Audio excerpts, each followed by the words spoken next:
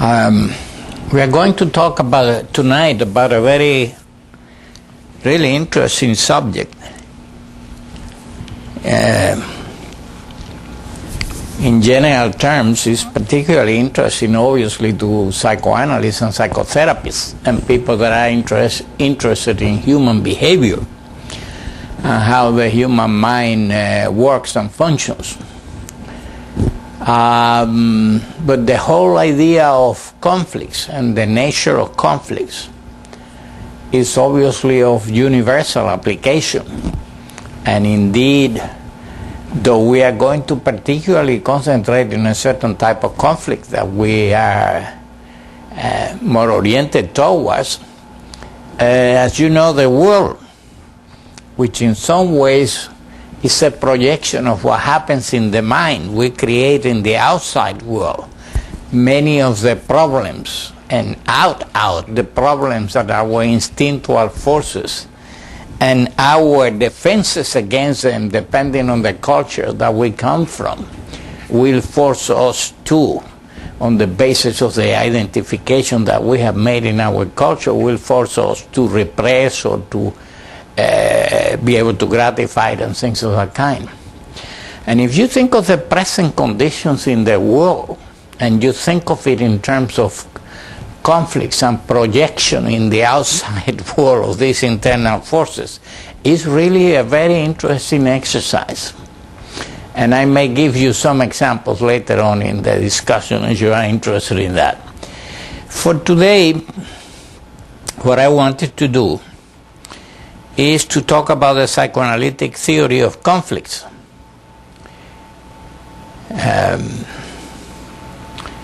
Most of you know what the Carter-Jenkins Center is, so I'm going to skip that.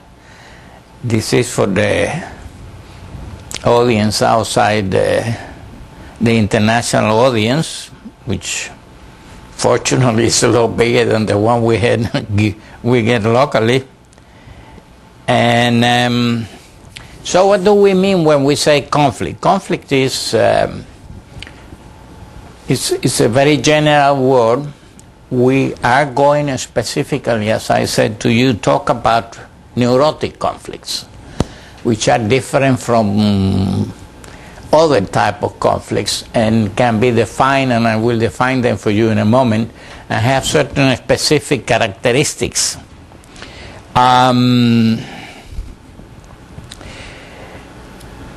So let me start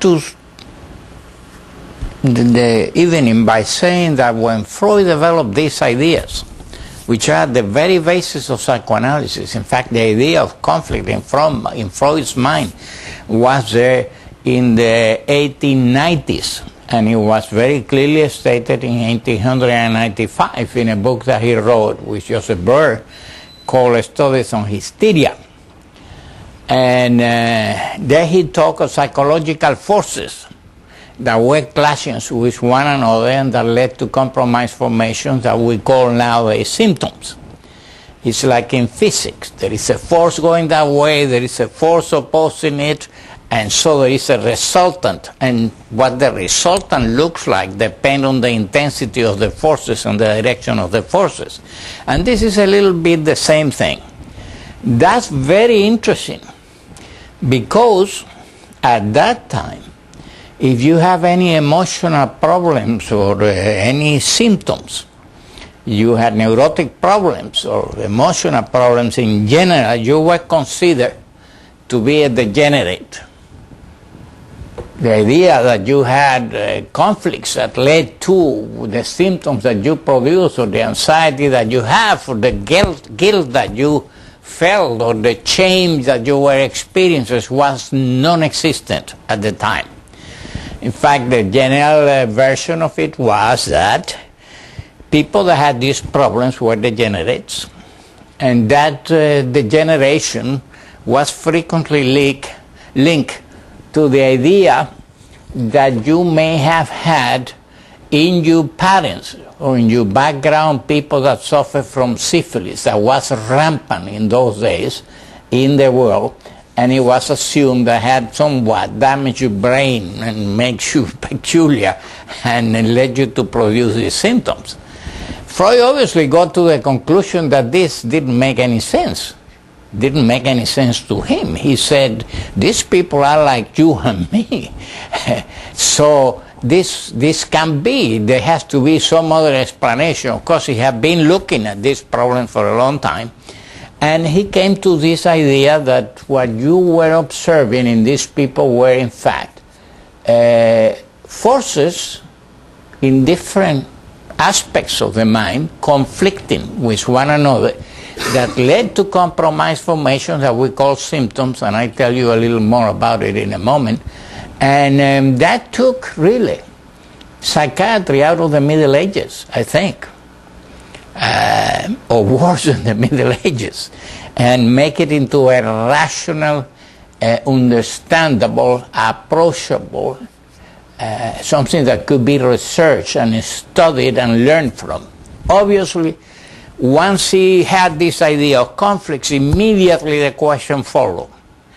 Well, what are these forces in conflict? And that led to the instinct theory, yeah. And as you know, it developed very gradually. It took many years to develop the different phases of development, oral, anal, phallic, oedipal, all of these things. And similarly, it at some point got to the idea of the defenses very early on. But, as you know, very early on, defense was equated with repression. In other words, the main mechanism known at that particular time, or the one that was the most spoken about, was repressing things, so they will not manifest in your conscience, in your conscious mind, and you couldn't act them in your behavior. So you repress it to avoid both things, either becoming conscious or becoming a piece of behavior. Obviously, in good time, then they had to be refined. In other words, what is it that we mean by defenses? And what type of defenses? And it's only repression. For a long time, the concept of repression and defense were synonymous in Freud's readings, in Freud's writings actually, so that many times you will read he's using the term repression when in fact he's probably referring to something more akin to reaction formation or sublimation, because repression became synonymous with defense. You see what I mean? But many people get very confused by this. So what do we mean when we say conflicts? Well, we are talking of neurotic conflicts, and let me read you what Freud has to say about this.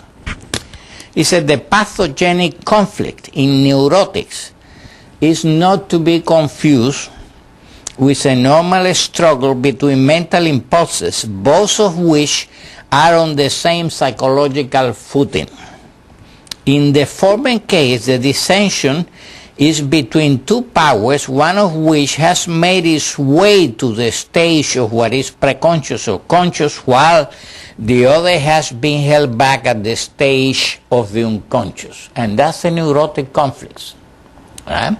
In a conflict, there has to be at the very least two forces clashing with one another. Frequently, it's a lot more complex, and there are more forces clashing with one another. There may be an impulse from here with several other defenses from this side or the other way around.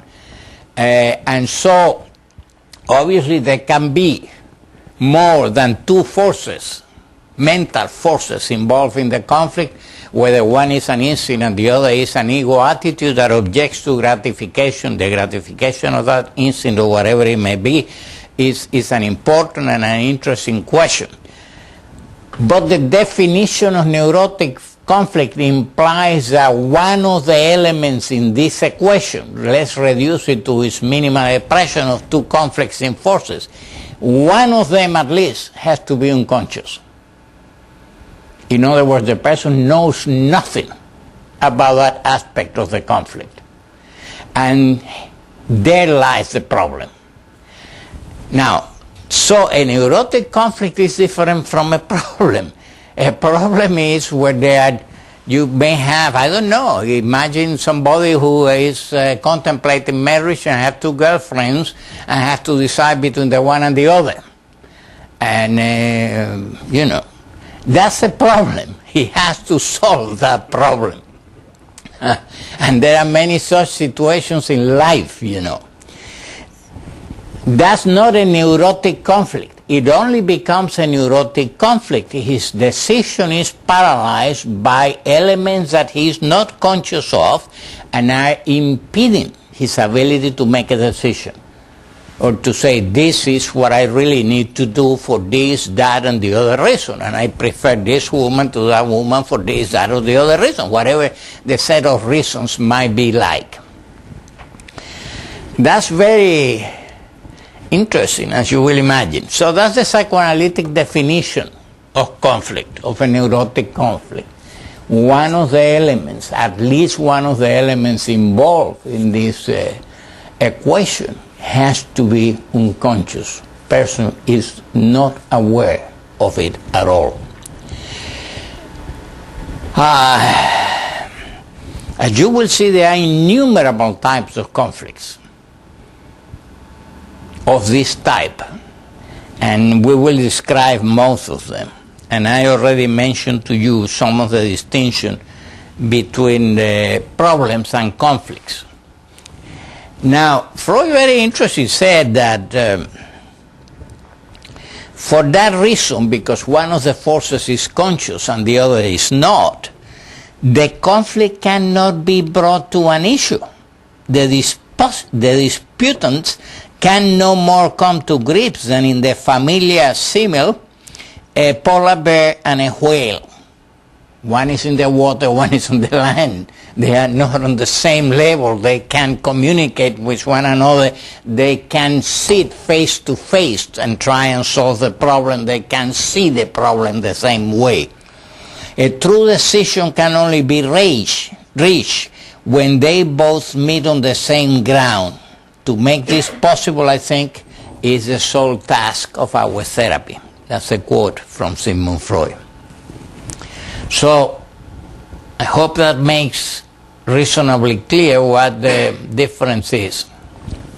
Now, how many parts of the conflict can be described? Well, depends on the type of conflict. Some have two forces, one opposing one another, and sometimes, and that's very interesting, remember, conflicts lead to symptom formation in a variety of different ways that I will explain to you briefly in a moment.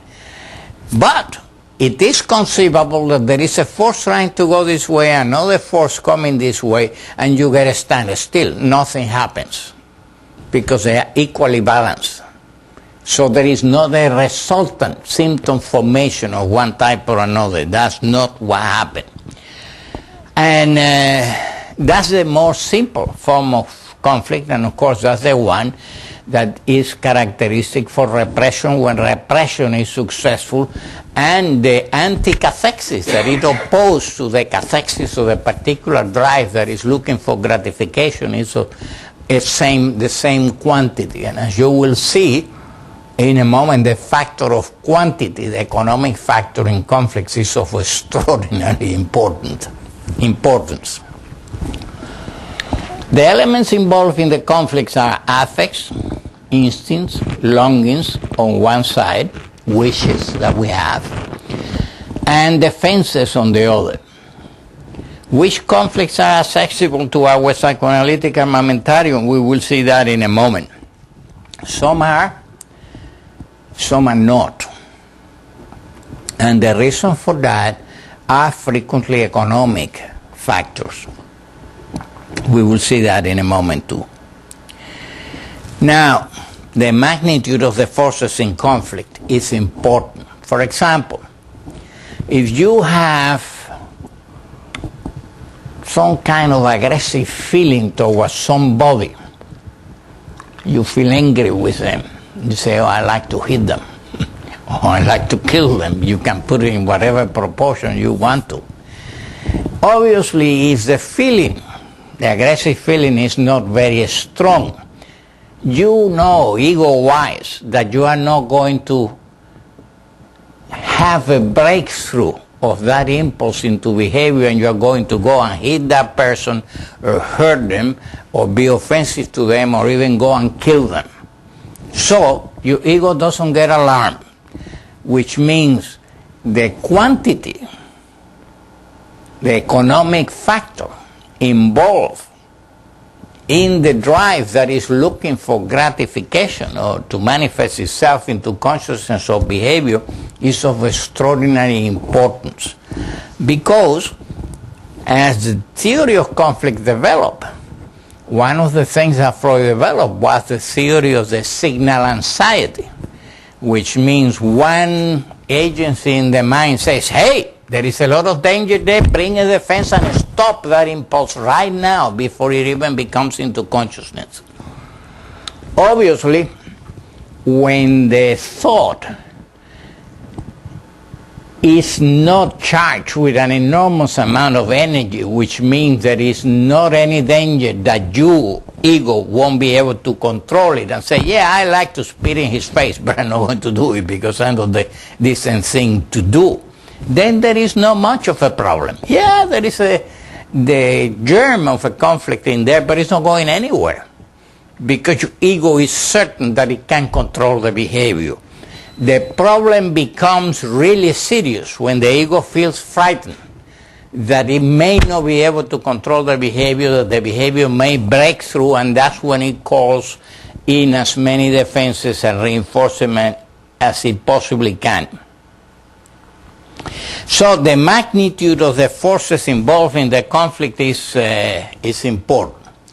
Obviously, if the drive, let's say that it is a drive, it's a sexual impulse, we should not, in the conscience of these people, be gratified because it's inappropriate, because for whatever reason. Because it's a little cockeye, or he's with the wrong person, or he's trying to force his way into somebody, or whatever it may be. Then the attitude of the ego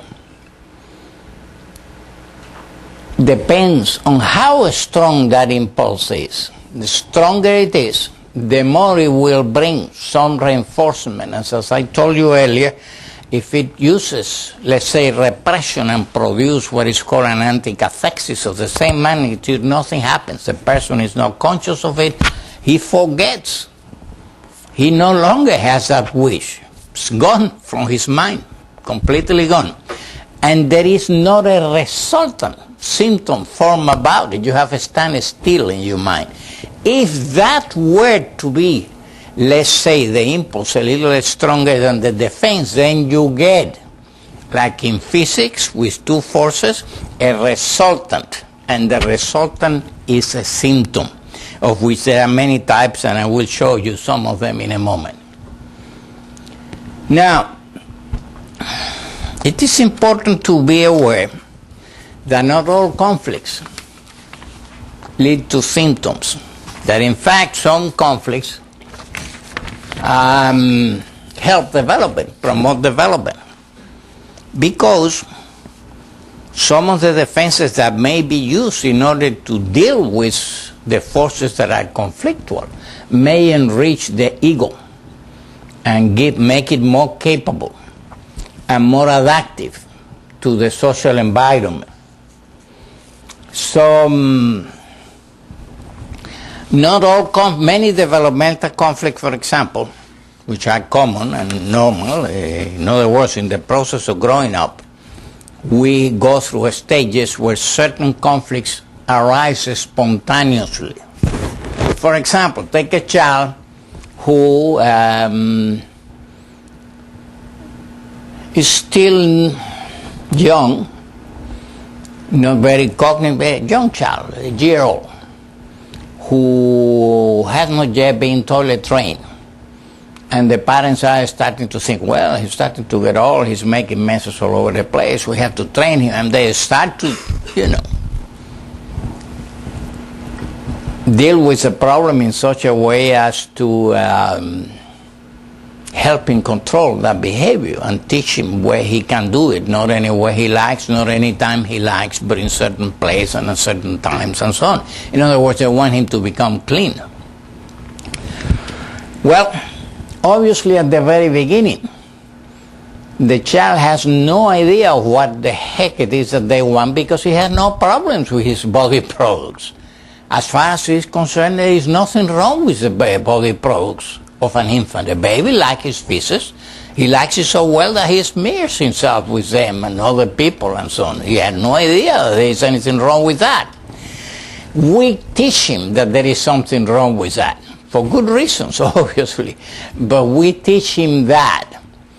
Now, once he has enough cognitive capacity to understand what it is that we want, otherwise, when a parent gets angry when he makes a mess, he doesn't know why the mother is angry or why the father is angry. He can see that they are angry and are rejecting him or being somewhat hostile to him, and that will make him very anxious. But he may not have a clear understanding why it is that is happening. He has not put together yet that it is related to the fact that he deposited his feces in a corner of the living room when he felt like it, or did it in his nappies or whatever, in his bed or whatever it may be. Now, as cognitive development progresses, he then becomes more cognizant of what it is that they are objecting to. They can relate the two of them, But in many ways, the infant is in the situation of a little doggy that you're trying to train. And some people get a paper and hits him when he makes a mess. The dog doesn't know why you are hitting him at the beginning. He has to grow older, learn cause and effect, relate the two of them, and have enough cognitive development for a dog, just like for a human being, to be able to say, oh, they are objecting to this behavior. Now, then with human beings, you have another problem, just as you have with animals, and it is this. What is more important to you, the gratification of your impulses, or being in the good book of your mother? And for a while, the gratification of your impulses is more important and gains the day. At some point, when your cognitive development has proceeded further, and you become not only cognizant of what you want, but she has become particularly important to you, so that your self-esteem is now regulated by her attitude towards you, then you have a developmental conflict. You see, now there is an instinct on this side saying, hey, there is nothing wrong with this, I enjoy getting rid of it when I feel like it. But now he's cognizant that that person over there that he's dependent on doesn't want him to do that and gets very upset by it. So the question now is, shall I give this up or not? And you know what generally happens to most human beings. We give it up. Why? Because the object has become so important and we have become so dependent on the object that we are willing to sacrifice that particular impulse. Now, having done so, we have become clean and dry and more adaptive to our society, and our ego has grown in strength and things of that kind. And that's why we say that not all conflicts lead to illness. Many developmental conflicts, in fact, lead to growth and to enrichment of the ego and to an improvement of your status in society, your relationship to people. You get then narcissistic gratification from everybody who says, oh, he's a good boy, he goes to the toilet now, and things of that kind. You see how kind of advantages to that, okay? So that's why we say that many conflicts, particularly those that we call developmental conflicts, of which there are many happen at certain stages of development, when certain forces clash with other forces because our cognitive development is increasing, our awareness of what is expected of us is increasing at the same time, and our dependence on that object world is so increased that we have to make decisions. Who do we please? Ourselves, our instinct, or these people? And generally speaking, we please our objects and get totally trained and right and clean and so on. Now, another problem with conflicts is that certain things can happen to people. For example, people that are really well put together, have mastered most of his conflicts and function very well, are very active in society, very appropriate and the rest of it, may have an enfeeblement of the ego, like happens when you age or become demented or have brain damage or have meningitis or encephalitis or you know, suffer a trauma to the head or something of that sort. And then one side of the conflict doesn't have any longer the ability to contain the drive that it contained before, so they break through. Right? That's a conflict that gets manifested into certain type of behavior because one of the two sides involved in the conflict has no longer the ability to hold the drive in their place. That happens to people as they age, and that's why many older parents or older grandparents, let's say, sometimes become dangerous to their grandchildren and do things like molesting them sexually, which they wouldn't have done a few years earlier because they were very straightforward, moral people that would have considered that an atrocity. But if your ego deteriorates, you may not think that way any longer. Your drive may gain the day, yeah? Clearly, if for any reason there is an enormous increase in the intensity of the drive, then you may not be able to confront that impulse, and it may break through. And that happens not uncommonly. Generally happens to people in special circumstances and with certain specific egos and character structures and things of that kind. Some primitive people, some infantile people may well not have enough to control any surge on the drive, be that a sexual stimulation of whatever sort or an aggressive, increase in tension, feeling provoked or whatever. So, now,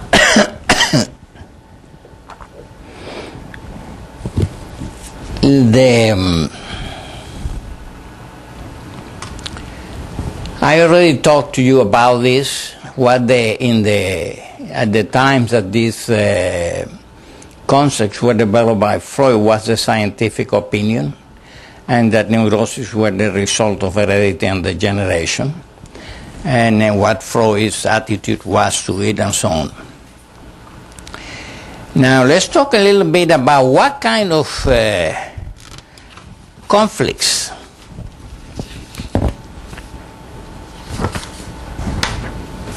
in terms of the compromise formation that are typical in situation of conflicts when the defensive attitude of the side of the personality which is in charge of keeping the homeostatic equilibrium, keeping the peace. That's what the ego wants, so that you can function effectively and you can enjoy your life. When it is not able to do that efficiently, then certain things will happen. That's when compromise formations are produced in the form of symptoms. And this is a quote from Freud. He said, "In all neuroses, the pathological symptoms are really the end products of such conflicts, which have led to repression and splitting of the mind." By splitting here, he means that if you repress something that's no longer available to your conscious mind, it's split off from it, it's not accessible to you. It doesn't mean a split of the personality, it's a split of a piece of content of your mind that is no longer accessible to consciousness. The symptoms are generated, he says, by different mechanisms. Either as formations in substitution for the repressed forces, as compromise between the repressing and repressed forces, or C, as reaction formation and safeguards against the repressed forces. So as you see, there are many solutions to some of these problems. Indeed, there are more than are described at this point by Freud. This is from very early times. There are some of these conflicts get solved by taking into the character part of the problem and things of that kind.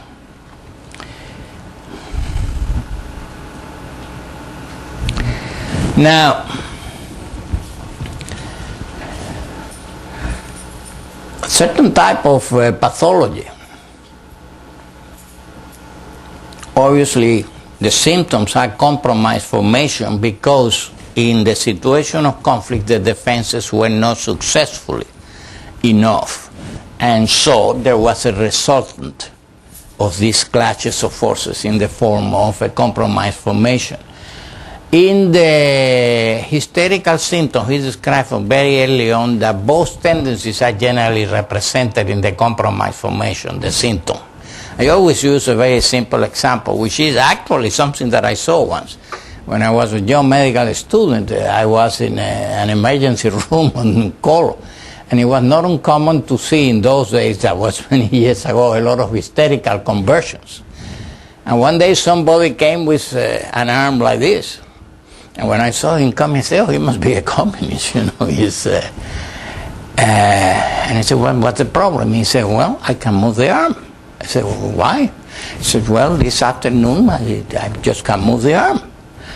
So we talked to him, which in those days was rare, but I was already interested in psychiatry. And so I was interested in what he would tell me, and so were some of the people that were around me. And he told me what had happened. We got to this story. He had a child who drive him bananas, very difficult to manage and control, and sometimes he felt so angry with him that he wanted to beat him real hard. In fact, he felt like killing the child. And on that occasion, that afternoon, he was so angry with him that he was going to hit him. And as he was going to hit him, his arm became paralyzed. And you see the conflict. There is the aggressive intent in the fist and the paralyzed arm, but it doesn't go and hit, it stays in between. So you see the defense against the aggressive impulse and the expression of the aggressive impulse in the symptom. That's common in hysterical symptoms, actually, in the compromise formation resulting from the conflicts that lead to the conflicts that are typical of hysteria. In the obsessional-like symptoms, they are different. They come in a sequence. The first is, for example, a thought that somebody that is dear to you is going to be run over by the train going crossing Fletcher Road or Fowler Road here in Tampa, which is an expression of your death wishes against that person and your aggression. Then what immediately you do is you produce a ritual, whatever it may be, touching a wood, praying tree, whatever, or doing whatever it is that you have to do in order to counteract that thought. And as you see, that has two stages. The first one is the thought, the aggressive thought. The second one is whatever activities you engage to control that thought. Now, on the other hand, in the perversions, it's completely different. There's no conflict here because perversions are egosymptomic. And for a conflict to produce symptoms, the thing that needs to be gratified, or the longing that you have, or the wish that you have, has to be dystonic to another part of your personality. So let me read you what Freud said about that very early on. The path of perversion branches off sharply from that of the neurosis.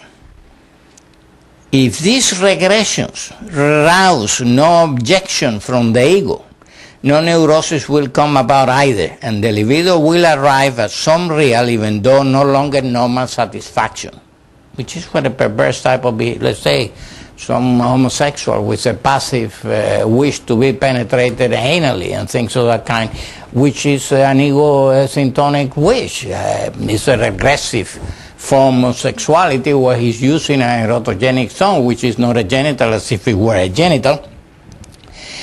And that's why he says will arrive at some real, even though no longer normal satisfaction. Normal in the sense that it's not a genital type of sexual gratification. But if the ego, which has under its control not only consciousness, but also the approaches to motor innervation and accordingly to the realization of mental desires, does not agree with these regressions, conflict will follow. In other words, if that was not ego-syntonic, that will create a heck of a conflict. Yeah? And will lead either to ego restrictions or ego inhibitions or actual production of symptoms and things of that kind. So in the perversions, because the longings or the wishes or the instincts that are involved in what for other people will be conflictual are ego-syntonic, that doesn't happen. Now, this is another way of describing conflicts, and this is taking more or less early on in his life kind of a developmental point of view. In other words, when we are born, we are kind of born without conflicts, essentially. Most of the conflicts are adaptations to civilized society. Otherwise, in other species of animals, they just follow the blueprint of instincts, and wherever the stimulus produces, a response takes place, and there is no problem with that. Because we are intelligent animals, and we develop cultures and societies and customs and religions and political system and social systems and so on. Then in order to be adaptive within that organization, these different things demand that we do different things. It depends on the culture. Yeah? You are born here. You are not likely to use yourself as a walking bomb, because that's not acceptable to us to do that amount of damage to any other human being for any reason at all is not acceptable to us. In other, as you know, in the present day conflicts, in other cultural, religious type of societal organizations, like some Muslims, not all of them by any means, but some of them, that's perfectly acceptable, because in their view we are infidels, and killing the infidel is something that is blessed by God, and giving you life in that battle with the infidel for God is rewarded by Allah by giving you, I don't know how many Vestal virgins when you blow yourself into bits and pieces. And as you see all of that, yeah, coalesce in a system, which means that the ego, superego attitude to these things is completely different from ours. In fact, for them, that's acceptable. It's not only acceptable, it's a good thing to do. It's a thing to do. You understand what I'm saying? For us, that'd be a horrifying event. Doesn't matter whether you are whatever it is that your religion is. We say he's entitled to that, you know. Not in other... So as you see how the forces shape themselves, that's what I was trying to tell you earlier, that the internal world is projected out there, and according to the way this projection takes place, you see the conflicts. between nations, between countries, between religious system, political system, philosophical system, economic system, and things of that kind. In any case, when we are born, we are at peace with our instincts. That's the kind of animal we are. We feel hungry, we want to be fed. We had a full bladder, we pee. We have a full bowel, we defecate. And there is no problem with any of that. Soon we learn, though, that that's not acceptable to those that we become dependent on. And soon we learn that the only way we can survive in that environment and enjoy the love and the affection of these people is by complying with their requests. So what do? We introject and internalize these attitudes that they have, that we make them their own. They are part of our conscience then. Our ego attitudes and superego attitudes, and then we have an agency inside the mind that says you can do that, just as we say you can't hurt anybody unnecessarily. We don't accept that. While in other social groups, they say, yeah, you can hurt them because they are infidels. And that's legitimate. You see what I mean? You see the difference? It's an enormous, important difference. Because though we essentially are interested with the conflicts that lead to neurotic symptoms and maladaptive behaviors and suffering and shame and guilt and depression and whatnot, inhibitions, inability of enjoying your life, whether it is work, sexual life, whatever it may be, the reality of it is that we kind of project all of this in the outside world, and the same problems take place over there, only that we don't look at them as projection from what is happening inside our minds. How we deal with the forces, it's the same forces. After all, remember, the fellow who blows himself up is probably thinking he will have a very good life and 20 different women. All of them very lovely, probably, I don't know what the promise is, but it seems from the point of view of sexual gratification, yeah, we will not do that to start with. We are a monogamous society, they are a polygamous society. You understand what I mean? It's a completely different attitude.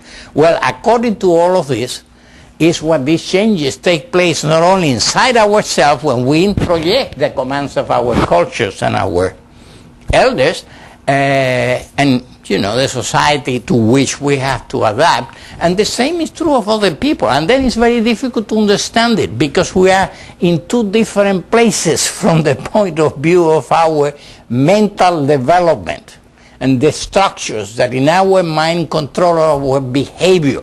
And what we think is horrific, they think is the thing to do. In any case, because we are born, we are the kind of animal that we are, we have no objection to any of our instincts. We learn to control them because that's important and necessary so that we gain the affection and the love of those that we become highly dependent on, because a human being is enormously dependent for many years of his life or her life. So, at the beginning, the conflicts are with external authority. In other words, the example that I was giving you earlier of that child that is used to defecate wherever he likes, whenever he feels like it, and suddenly finds that that's not acceptable. His conflict is not with his drive or his need to empty his bowel. His conflict now is with the person out there that is objecting to that behavior, and because that person has become important, because he knows now what that person wants, he's in a conflict and he has to make a decision. He couldn't do that before because he couldn't understand what was requested of him. Once he gets there, that's the developmental conflict I was describing to you, and now he has to make a decision. And who will win the day? Generally speaking, in a culture like ours, you know what it is. So at the beginning, the conflicts are with the external world. Little bit by little bit, as I told you a moment ago, we start to internalize these things. In fact, we say, oh, they don't want me to do it here, I have to do it over there. And you make that into your own internalized standard of behavior. It's part of your superego structure, you know? And your ideals, ego ideals and superego ideals, and it becomes your conscience. And then you don't need anybody out there to be clean. You go to the toilet, and if you have an accident, you feel terrible, you know? And indeed it happens. When people get sick or older, they have a lot of problems with these things because they are transgressing something that is now inside yourself. You have internalized all of these things, and the conflict is now not with external authority, but it's inside you. You know, one of my children used to like crackers a lot, and he knew what they were in the cupboard when we were in England, and we didn't want him to eat crackers between meals because he wouldn't eat food properly. So his mother will tell him, don't eat the crackers, don't eat the crackers, because he knew where he was, and though he was little, he will push a chair, go on the chair, open the cupboard, find the tin and eat it. Well, at some point, you could hear him going to the cupboard saying, don't eat the crackers, don't eat the crackers. But he still went and ate the crackers, you see. A little later, he didn't do it anymore. See, it was in the process of internalizing the external command. Only, yeah, the mother wasn't seeing this, was not there, wasn't saying anything anymore. He was in between the two places, you know, between the mother that says don't eat the crackers and the internalization inside his own head that says you can eat the crackers, you know. He was in between. So he was walking there with the intention of eating the crackers and telling himself, don't eat the crackers, don't eat the crackers. So that's, as you see, is a developmental progression from external to internalized conflicts. Well, that example of the crackers applies to 1,000 things in human beings that we have to learn to control in order to be adaptive to our society. And we have to do that. In a few years, we have to master a lot of our drives and impulses and comply with the demands of our society. And when that happens, when you have a structure inside you that tells you what to do, that doesn't need anybody out there to tell you what to do or to punish you, you punish yourself. You transgress, you feel bad, you feel guilty, you feel ashamed, you feel depressed, you think you're a bad person. Your conscience tells you you are dirty, you are a bad person, you should be punished, you know, and things. So indeed you will punish yourself frequently, you know, by having an accident, or you have some kind of unconscious sense of guilt, and you will do things that will end by not being in your best interest, because that's your way to satisfy your external authority now internalized into your own, in the form of your superego and your conscience. Now, Freud described a different set of conflict. He called this different type internal conflicts. And these are related to contradictions in the nature of human beings. For example, we are all born with certain opposite tendencies. And we have them. We are all, that's the nature of human nature. We have certain passive and active tendencies, and they are, both of them are there in us. We love and hate. We can love, we can hate. The normal person, the neurotic person, or the normal person, generally doesn't love and hate simultaneously.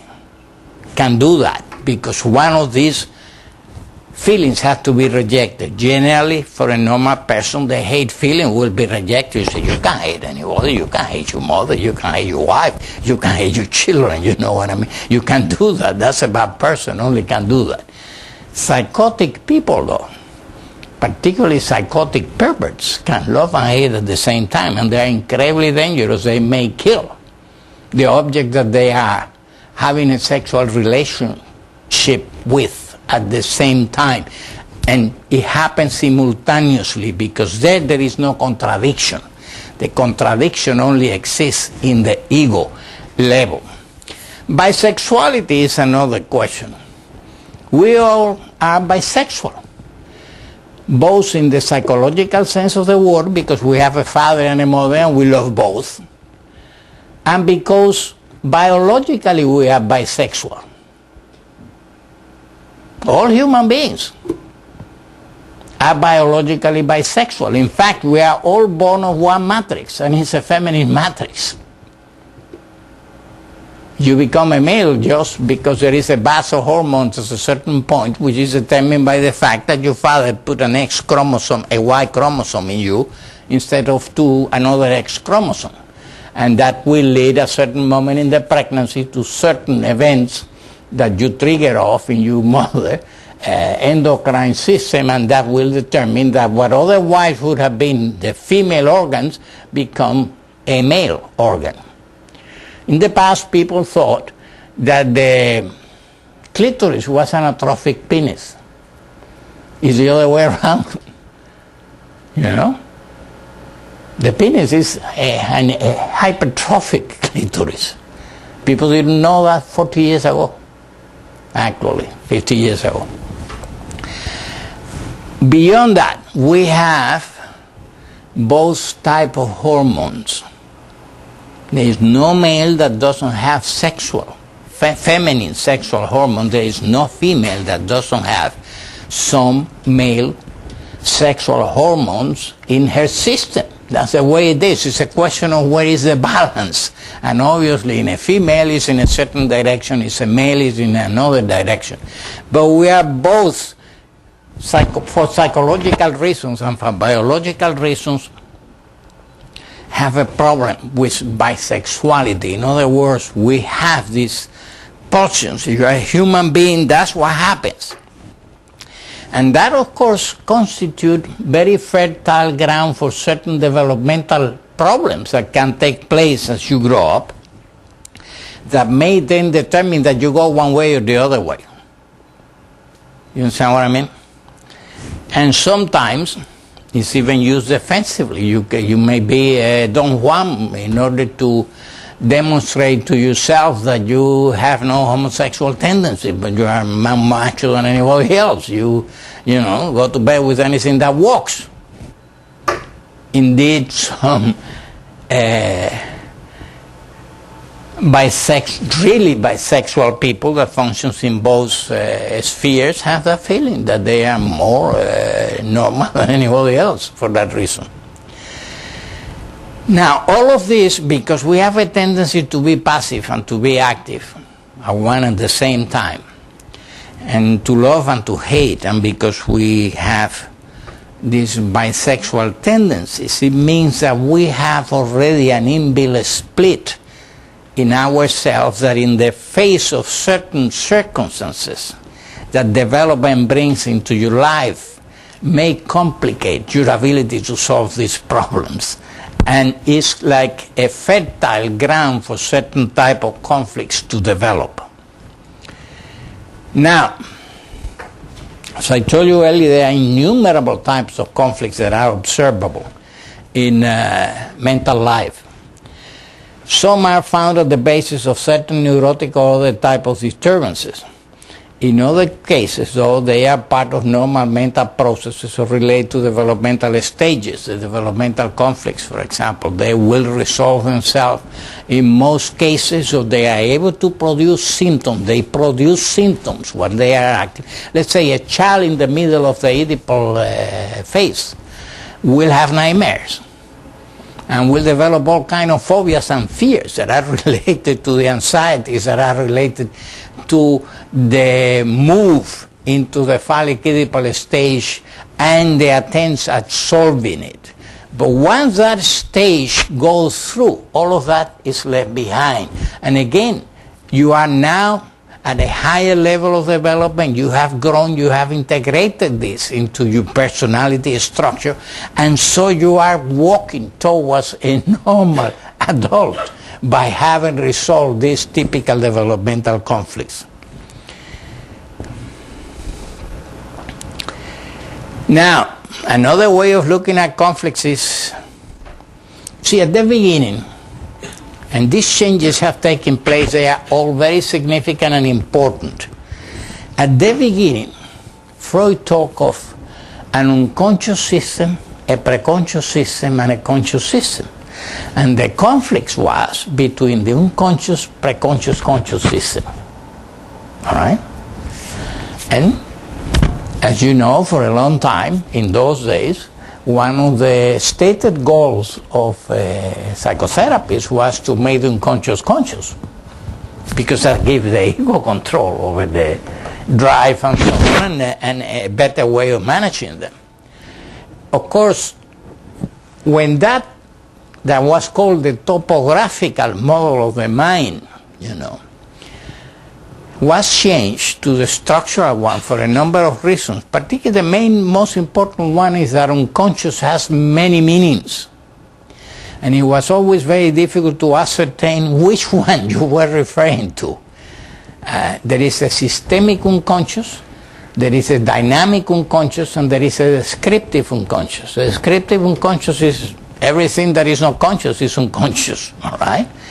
The dynamic unconscious is the unconsciousness of the preconscious, which means we don't have all the storage of memories in our head that we can retrieve by concentrating an attention cathexis in a certain area in our brain, and then we can say, oh yeah, that's what happened yesterday, or a year ago, when I went here or there or the other place, or met so and so, or talk about this, that, or the other with so and so. You see, these are things that are unconscious, but you can bring into consciousness by an attention cathexis. That's called the dynamic unconscious. And then there is a systemic unconscious, which means that whatever is systemic unconscious cannot be raised to consciousness at all. And so whenever you use the term unconscious, you have to say, what unconscious are they saying? Is it the descriptive unconscious? Is the dynamic unconscious? Is the systemic unconscious? It makes handling conflicts very, very, very difficult. And that was one of the reasons why things were changed into the structural theory. Structural theory then is ego, id, ego, and superego.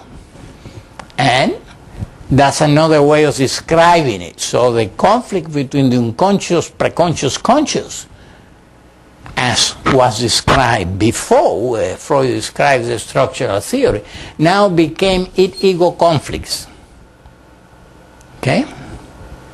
And then later became id-ego, superego conflicts that produce guilt. You will see that it has its own evolution, because the id-ego conflicts at the beginning was assumed to be because the ego was in charge of our self-preservative function.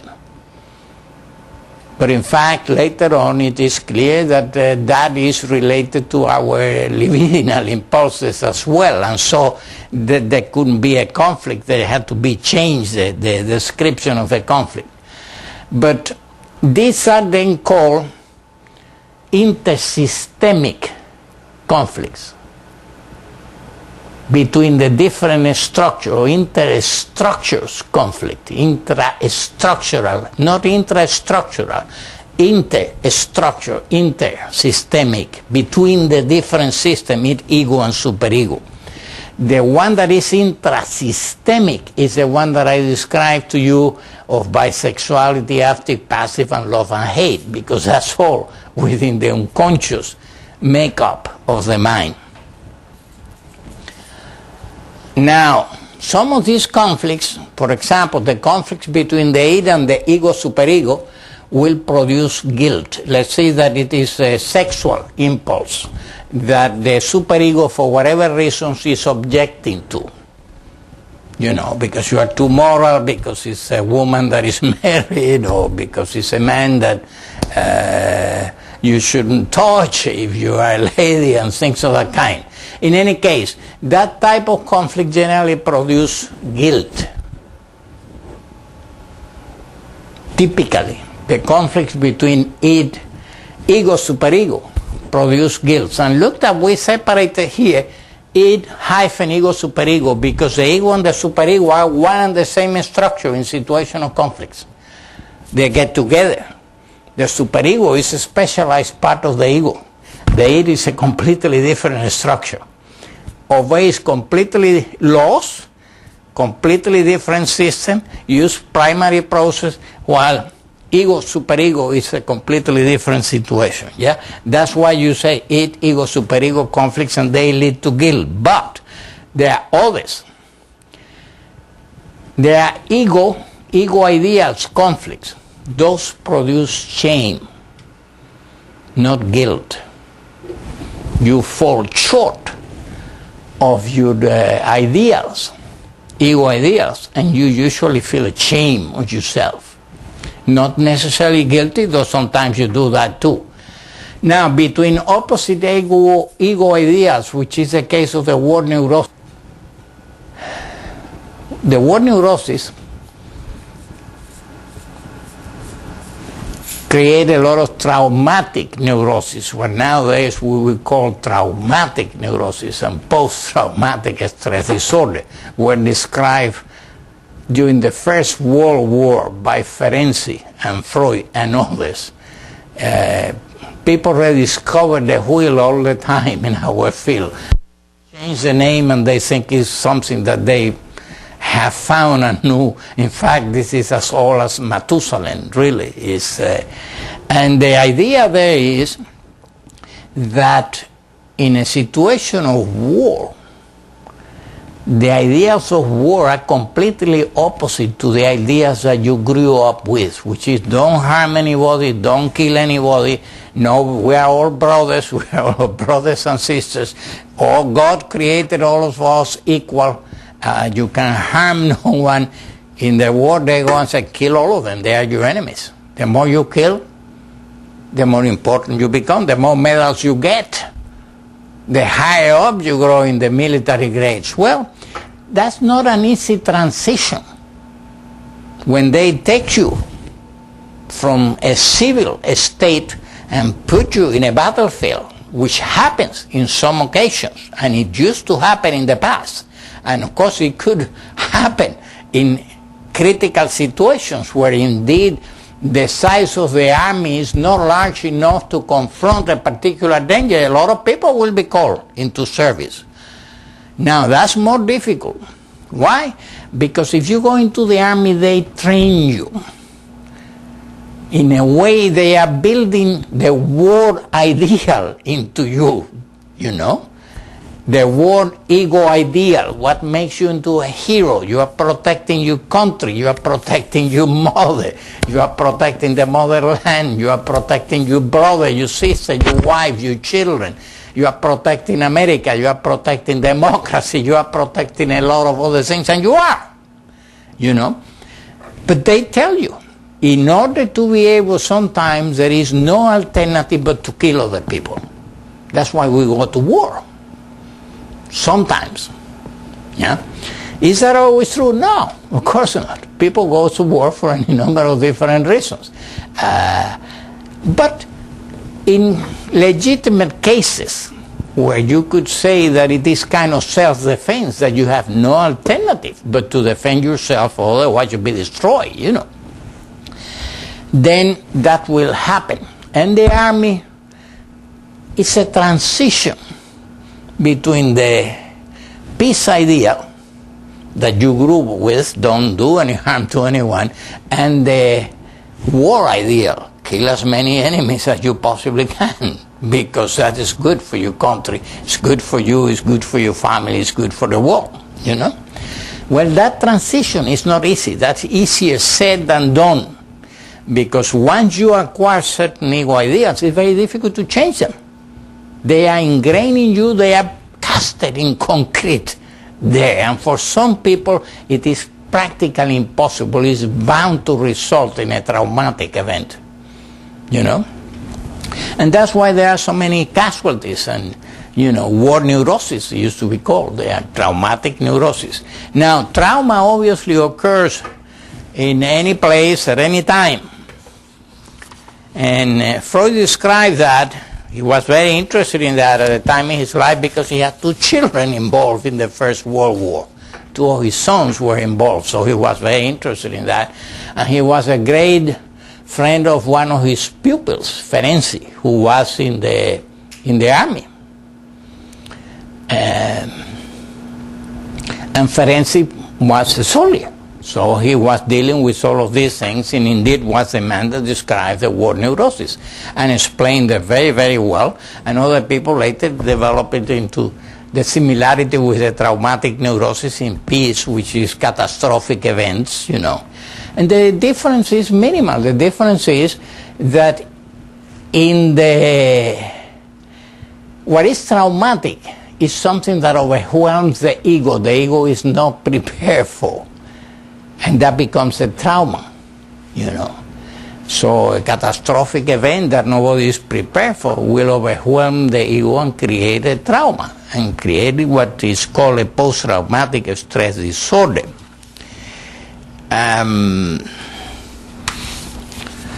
In the world, the ego is prepared for what is coming. It's not surprised, but it's overwhelmed nevertheless. You know, when you are in the army, that awful things are going to happen, that they may kill you.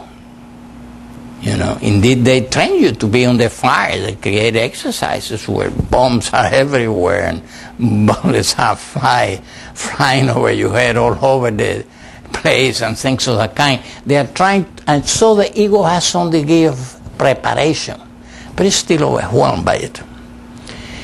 The traumatic neuroses are exactly the same phenomena of the word neurosis.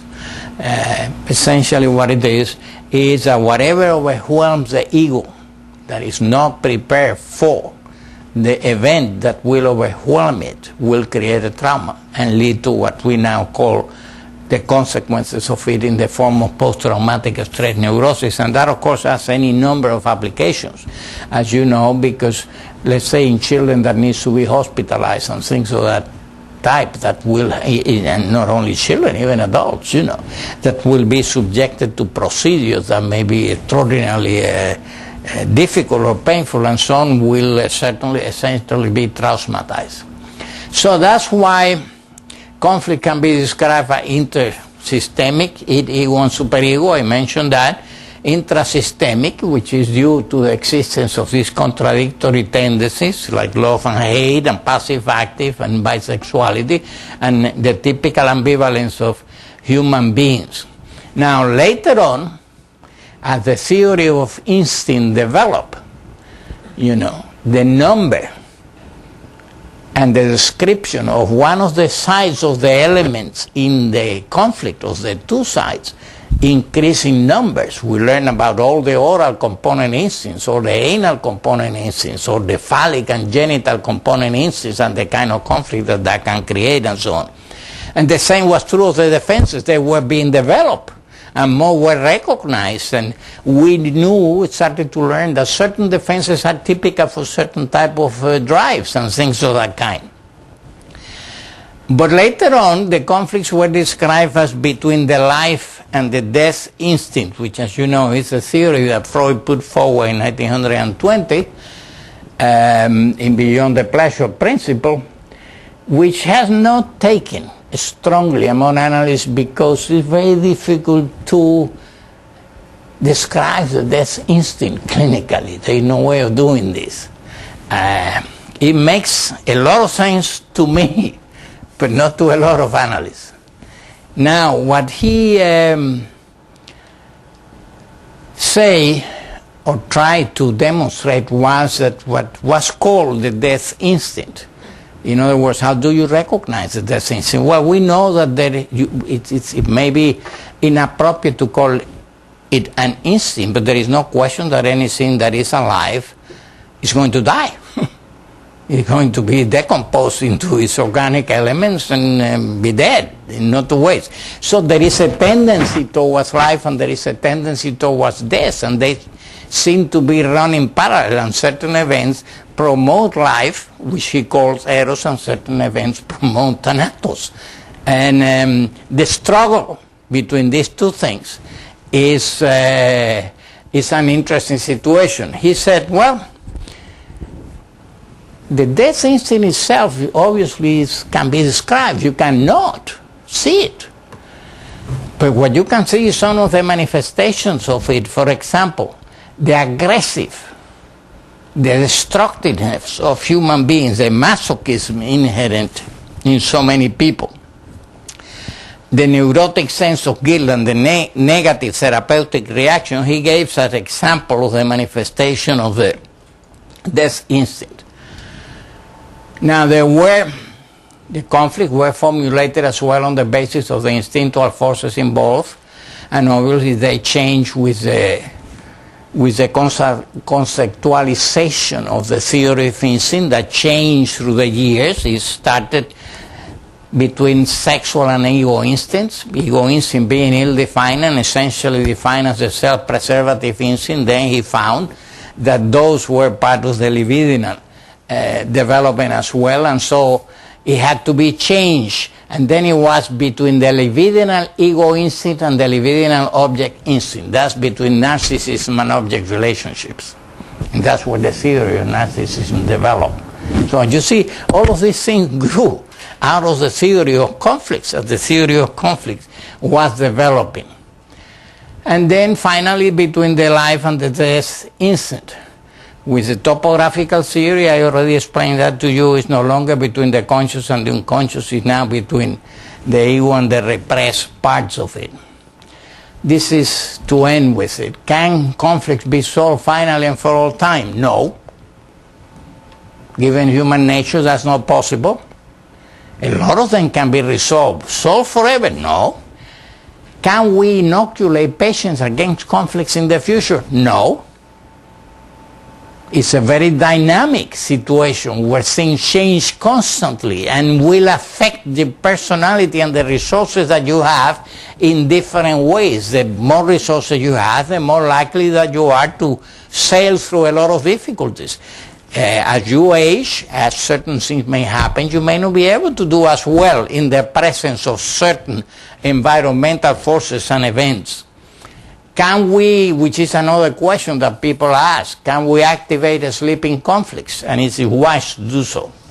What that means is that you as an analyst sometimes see this fellow has a conflict in this area. It's clear to me, but it's not manifesting itself in a way that bothers the patient. Now, do you wake up that dog, And some analysts say, oh yeah, you have to. Otherwise it's in danger in the future.